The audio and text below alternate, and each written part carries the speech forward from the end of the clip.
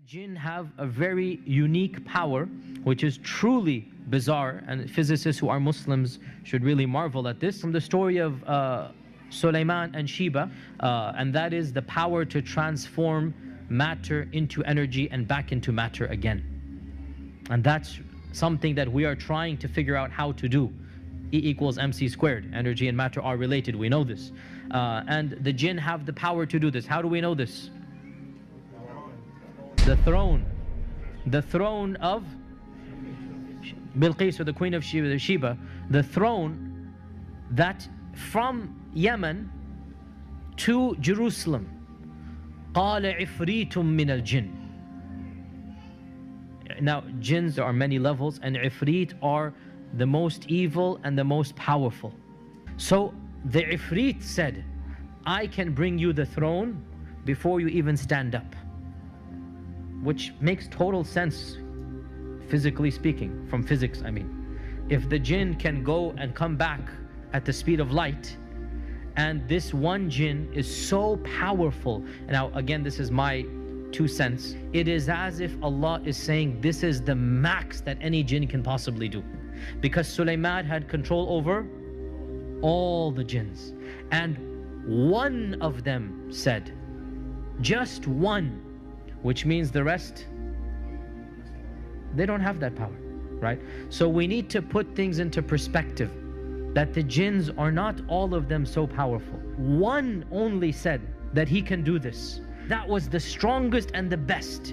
So therefore we need to understand that what is the strength of the strongest jinn that maybe we have ever seen. He can pick up the throne of Sheba. Okay, in these days a crane can do that. I'm just saying. Right? It's not as if the jinn can pick a star up or the moon. It's a physical strength that we can understand. And what was supernatural for us was what? Is that to transport it. And it is well known that this throne is going to be inside the palace, that if he were to take the throne, it would not be flying in the air. People are not going to see it flying. Rather, it would disappear there and appear in front of Sulaiman, which means what?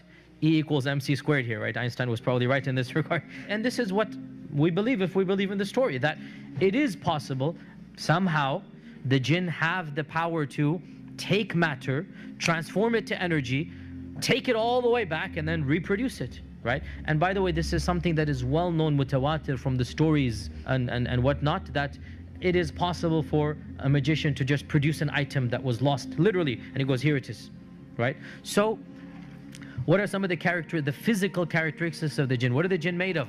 What type of fire? Smokeless fire. So if they're a type of energy, how fast can they go? Quite literally, the speed of light. Quite literally, they travel at the speed of light, right? If they're energy, then do physical structures block them? No. Just like my phone is working right now and we're inside the room, right? Just like radio waves, just like other waves are coming into this room, and the physical structure has nothing to do with them. They're made out of smokeless fire, so this makes them invisible to us, right? They have the capacity to transfer from one energy to another, so they can become physical, and they can be seen to us when they want to. So how do they do that? In our modern vernacular, they'll simply shift into the color spectrum of light waves. What is the only energy that we can see, I should say? It's a very small window, the colors of the spectrum, right? So the jinn have the capacity to just move their energy into that level, if you like, and they can then appear to us. They have the capacity to project their voice so that we can hear the energy of the sound, but it's all energy. So they are invisible, and Allah says in the Quran, إِنَّهُ يَرَاكُمْ هُوَ وَقَبِيلُهُ مِنْ حَيْثُ لَا تَرَوْنَهُمْ.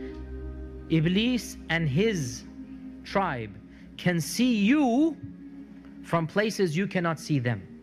So in this regard, they have the upper hand. They can see you and you cannot see them. They can make their presence known to you. You don't have any clue where they are or not.